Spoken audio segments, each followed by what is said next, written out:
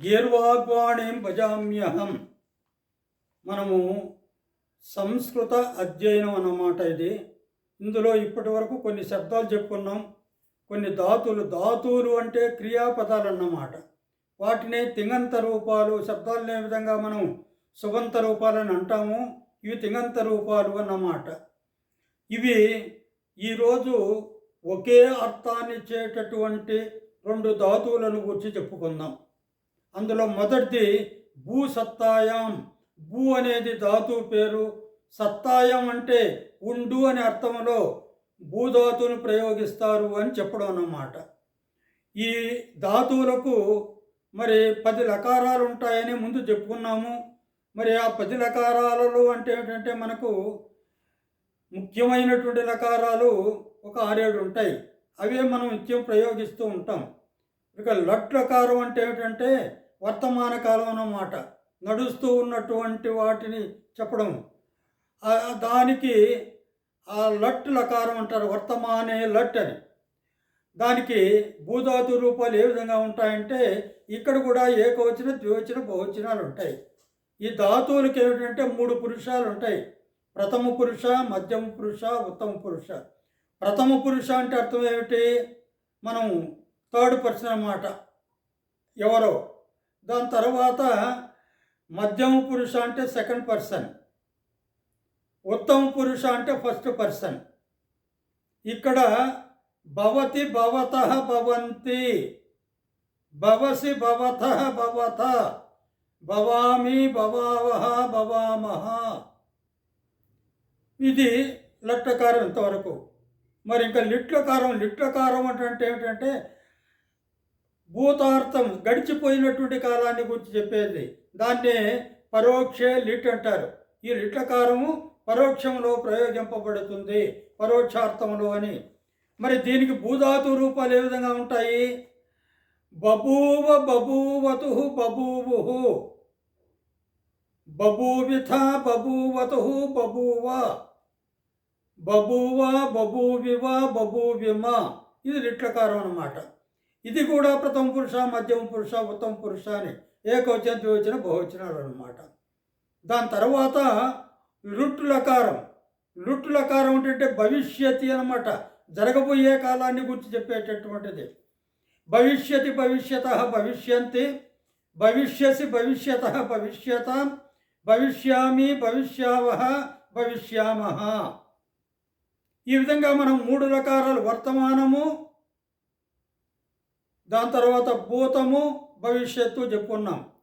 ఈ ధాతువుల్లో ఆశీర్వచనాలు ఉన్నాయి, విద్యార్థకాలు ఉన్నాయి. లోట్ అని మనోళ్ళు మామూలుగా శుభం భవతు అంటారు. ఈ భవతు అనేది లోట్లకార రూపం. ఆ రూపాలు ఎట్టుంటాయంటే భవతు, భవతాత్, భవతాం, భవంతు. ఇవి ప్రథమ పురుష అన్నమాట. ప్రథమ పురుష ఏకవచనం 2 రూపాయలు, భవతు, భవతాత్ అని. మరి ఆ లోట్లకారము మధ్యమ పురుష ఏకవచనం కూడా 2 రూపాయలు ఉంటుంది. భవ, భవతాత్, భవతం, భవత, భవాని, భవావ, భవామ, భవాని, భవావ, భవామ. ఈ లోట్లకారం అన్నమాట. దాని తర్వాత విధిలింగ్ ఉంది. విధిలింగ్ అంటే ఏంటంటే విధించడం. ఏతత్ భవేత్, ఈ విధంగా జరుగుగాక అని. అందువల్ల భవేత్, భవేతాం, భవేయు, భవేహ, భవేతం, భవేత, భవేయం, భవేవ, భవేమ. దాని తర్వాత ఆశీర్లింగం ఉంది. మన వాళ్ళు శుభం భూయాత్ అంటారు. అందువల్ల భూయాత్, భూయాస్తాం, భూయాసు, భూయాహ, భూయాస్తం, భూయాస్త, భూయాసం, భూయాస్వ, భూయాస్మ. కాకపోతే ఇక్కడ లంగ్ లకారం అనేది కూడా ఒకటి ఉంది. లంగ్ అనేది కూడా మనం లిట్లకారం, మరి ఆ ఫాస్టెన్స్ గురించి చెప్పుకున్నాం కదా, భూతార్థం. ఇది కూడా అలాంటిదే. అభవత్, అభవతాం, అభవన్, అభవః, అభవతం, అభవత, అభవం, అభవావ, అభవామ. ఇది భూసత్తాయం అనే ధాతు. ఇదే ఇలాంటి అర్థాన్ని ఇచ్చేటటువంటి ధాతు మరొకటి ఉంది, అసభువి అంటారు దాన్ని. అస్థి అంటాం కదా, ఉన్నాడు, ఉన్నది అని. అదనమాట. ఇది లకారము. లట్లకారం ఏ విధంగా ఉంటాయి? అస్థిస్థః సంతు, అసిస్తహస్త అస్మిస్వహ స్మహ, ఇది లట్లకారం. దీనికి లిట్లకారం ఏమిటంటే ఇందాక మనం భూధాతు చెప్పుకున్నాం కదా, అదే రూపాలు ఇక్కడ ఉంటాయి. బభూవ బభూవతు, బభూవు బభూవిత, బభూవతు బభూవ, బభూవ బభూవివ బభూవ్యమ. మరి అక్కడే మనము లుట్లకారం చెప్పుకున్నాం, అదే రూపాలు ఇక్కడ కూడా ఉంటాయి. భవిష్యతి భవిష్యత భవిష్యంతి, భవిష్యసి భవిష్యత భవిష్యత, భవిష్యామి భవిష్యామ భవిష్యామ.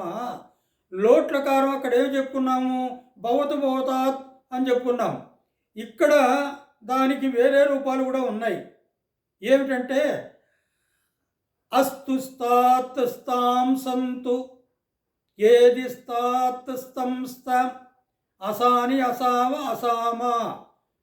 మరి ఇక్కడ ఆశీర్లింగు విధిలింగు ఇవన్నీ కూడా మనకు ఆ భూధాతు రూపాలే ఉంటాయన్నమాట. కాబట్టి భూధాతువు అసభువి ఈ రెండు ధాతువులకు దాదాపుగా మరి ఒకే రూపాలు ఉంటాయి కాబట్టి సమానార్థకం కాబట్టి సులభంగానే నేర్చుకోవచ్చు.